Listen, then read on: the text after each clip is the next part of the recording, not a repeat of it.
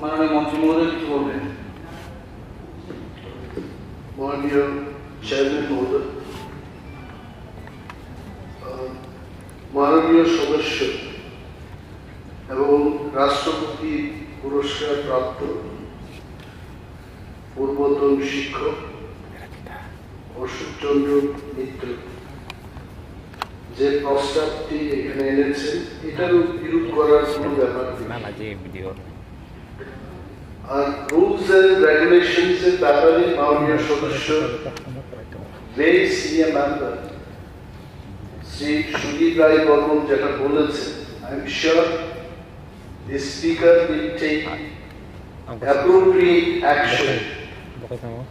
যেহেতু finance department থেকে যে নোটিফিকেশনটা করা হয়েছিল এটা উইথড্র হয়ে গেছে, so there is no point to refer that and bring another amendment. তবে একটা চমৎকার ব্যাপার দেখেছি আগে এইখানে, নর্মালি বিরোধী দল শাসক দলকে প্রশ্ন করে, আমাদের ট্রেজারি গাইজ থেকে মাননীয় সদস্য জিতেন্দ্র মজুমদার যেভাবে প্রশ্নগুলো ঠুকেছেন এইদিকে, এটা কিন্তু ত্রিপুরার বিধানসভার ইতিহাসে প্রথম নজির মনে হচ্ছে। আমি জানি, আমি যখন ছিলাম তখন এমনটা হয়, প্রশ্নের উত্তর প্রশ্ন দিয়ে হয় না। Let us talk something else. এখানে আমরা যারাই কথা বলবো, হোয়াট ইজ দিস অনিয়মিত কর্মচারী, তাদেরকে নিয়মিত করি। আমি I can remember one thing, 2018 সালে আপনাদের যে সরকার বিজেপি এবং আইপিএফটি সরকার ক্ষমতায় আসার পর আপনারা কি বলেছেন যে সমস্ত অনিয়মিত কর্মচারীরা আপনারা নিয়মিত হয়। I can remember only this. তারপরে কতজনের নিয়মিতকরণ আপনারা করেছেন, I don't have that figure.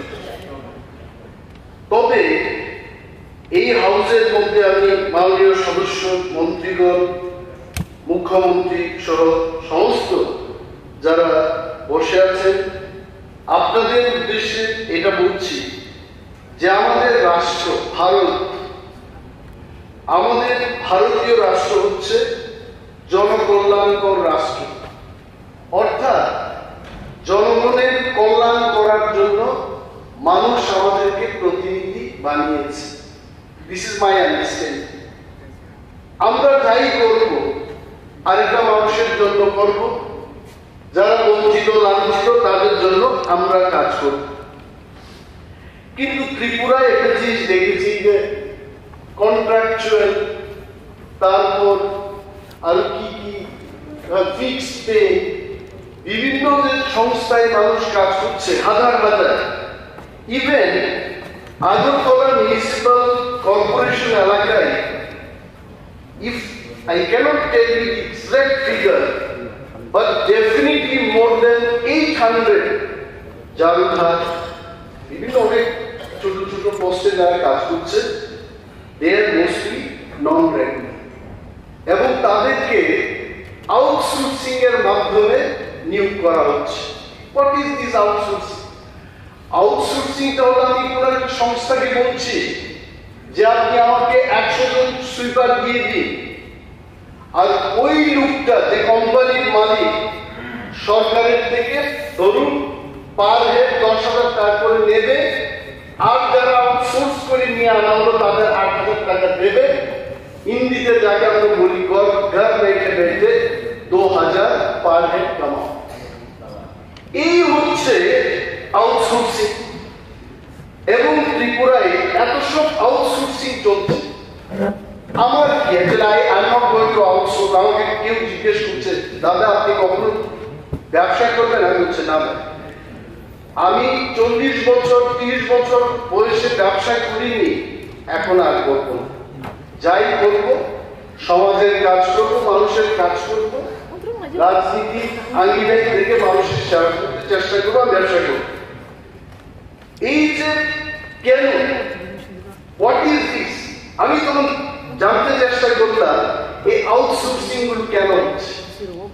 এটা হচ্ছে কিছু লোক আছে যারা আমি জানি না আপনাদের মধ্যে কে বা কারা সেই লোকগুলো আমার মনে হচ্ছে যারা কাছের লোকের কিছু সুবিধা করে দিতে চায় they only support outsourcing. এর আমার প্রথম দাবি থাকবে নিয়মিত অনিয়মিত থেকে নিয়মিত করার এই প্রস্তাবের পক্ষে আমি বলছি, কিন্তু আমার দাবি থাকবে let us stop the outsourcing. এই আউটসোর্সিংটা কাজের কোয়ালিটিটা কমিয়ে দিচ্ছে। একটা লোক 11 মাসের জন্য তাকে আমি আউটসোর্স করছি, এটা চুরি করে চলে যাবে, তার বিচারের কোনো ব্যবস্থা থাকবে না, কারণ হি ইজ নট অ্যাকাউন্টেবল। তাকে শাস্তি দেওয়ার কোনো বিধান নেই। Just think seriously.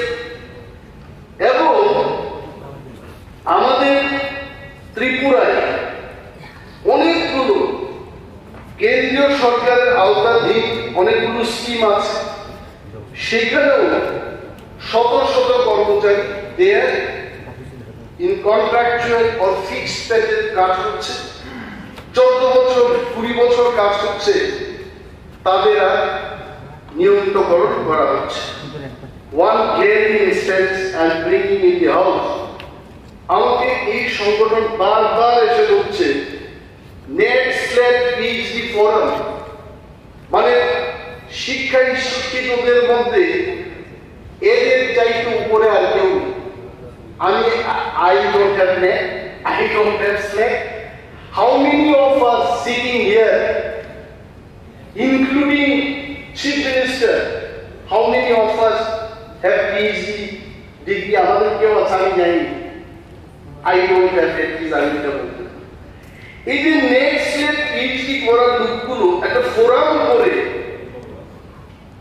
আমার মতো কার আছে পার্লামেন্টারি অ্যাফেয়ার্স মিনিস্টার, আমি জানি উনি আমাকে পিএইচডি পাওয়ার পরবর্তী সময়ে কোনো অনুষ্ঠানে উনি আমাকে ডাক দেন। I don't know. এরা ওনারা এসে বলছে যে ত্রিপুরায় অনেকগুলো কলেজে কন্ট্রাক্ট বেসিসে তারা 14 বছর কাজ করছে, কিন্তু এদের নিয়মিতকরণ করা হচ্ছে। তাতে কি হচ্ছে? এখানে মাননীয় মন্ত্রী মহোদয় যে পার্লামেন্টারি অ্যাফেয়ার্সের মিনিস্টার, উনি শিক্ষামন্ত্রী ছিলেন। He knows very well national education policy, আমাদের যে নিউ এডুকেশন পলিসিটা হবে সেখানে কি বলেছে 25:1, মিনিমাম 25 জন স্টুডেন্টদের জন্য একজন করে অ্যাসিস্ট্যান্ট প্রফেসর বা প্রফেসর নিয়োগ করতে হবে।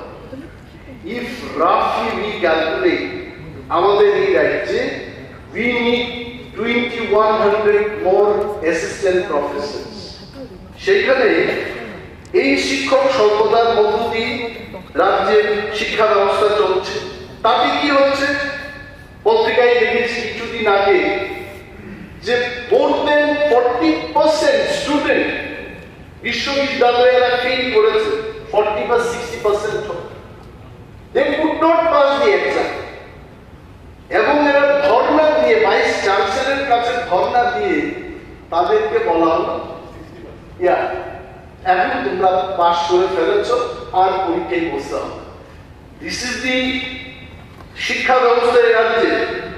অথচ আমাদের ভারতবর্ষের অনেক রাজ্যে, একটা রাজ্যে নোটিফিকেশন, এগুলো অনেক পরিশ্রম করতে হয়। আমি যদিও পূর্বতন বিরোধী দলনেতার মতো পরিশ্রম করতে পারি না, আমার যারা সাধ্যমতো আমি নিয়েছি।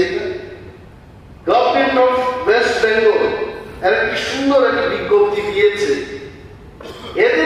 এদের ওইখানে state aided college teacher category 1, অর্থাৎ যাদের নেট স্লেট পিএইচডি থাকবে তারা একটা ক্যাটাগরিতে থাকবে, যে ক্যাটাগরির নাম হচ্ছে ক্যাটাগরি 1।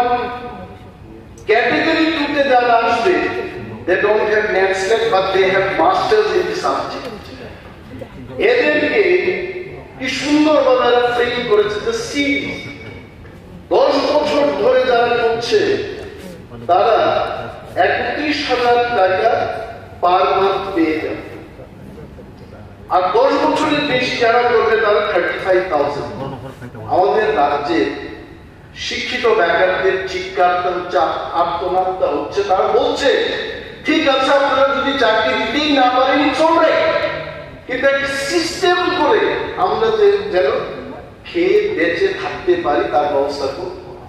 আমি টেলিং অশোক বাবুর এই প্রস্তাবে আমার কোনো বক্তব্য নেই, 100% আই এম উইথ অশোক বাবু। কিন্তু তার সাথে সাথে বলছি ঠিক আছে আপনারা নিয়মিত করতে পারছেন না, কিন্তু অনিয়মিত কর্মচারীদের জন্য একটা ফর্মুলা তৈরি করুন, something like government of West Bengal কি সুন্দর করে করে চালিয়ে সেই দিকে যাবো না। আরো একটা ব্যাপার হলো এই যে আউটসোর্সিং করতে গিয়ে এটা ব্যাখ্যাটা কি বলছে, বলছে রাজ্যের সরকার বেকারদের দায়িত্ব নিতে চান না। বেকারদের যদি সময়টা বাড়ানো যায় অনুমতি দেন, ঠিক আছে সময় বাড়ানো যায়। I have no problem. So rather we have no problem. I have that politically which is not correct. I think we don't have problem. That's it.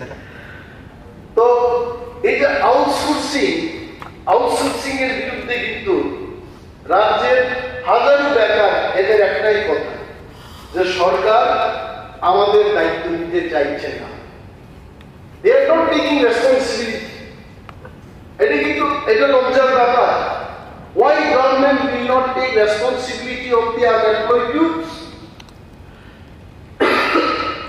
আমার প্রথম দাবি যে আউটসোর্সিংটা বন্ধ হোক, সরকার বেকারদের দায়িত্ব নিক এবং দায়িত্ব নিয়ে হাজার বেকারদের কর্মসংস্থান ব্যবস্থা করুক, এবং কিছু সময় বাদে যেটা আমাদের মাননীয় বিধায়করা বলেছেন যে 10 বছর হোক 5 বছর হোক একটা আইন তৈরি করে তাদের নিয়মিতকরণ করার ব্যবস্থা গ্রহণ করা হোক।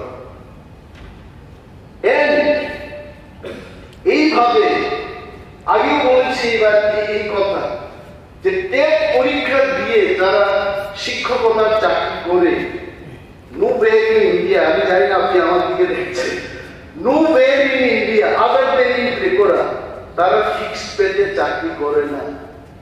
বাট আমাদের ত্রিপুরা, শ্রেষ্ঠ ত্রিপুরা হ্যাজ গট একটা ইনস্ট্যান্স আমরা তৈরি করেছি যে টেট পরীক্ষা দেওয়ার পরও ফিক্সড পেতে চাকরি করতে হবে।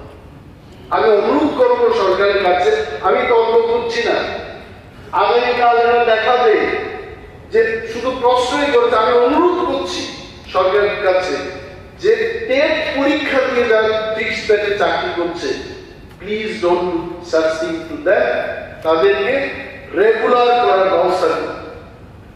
আবার বলছি, এই পিপল আর ওয়াচিং না, এসটিডি বেকার কত 1 বছর ধরে আমরা বলছি, you have not taken any action. যারা টেট পরীক্ষায় উত্তীর্ণ হয়ে গেছে, you have not given them offer.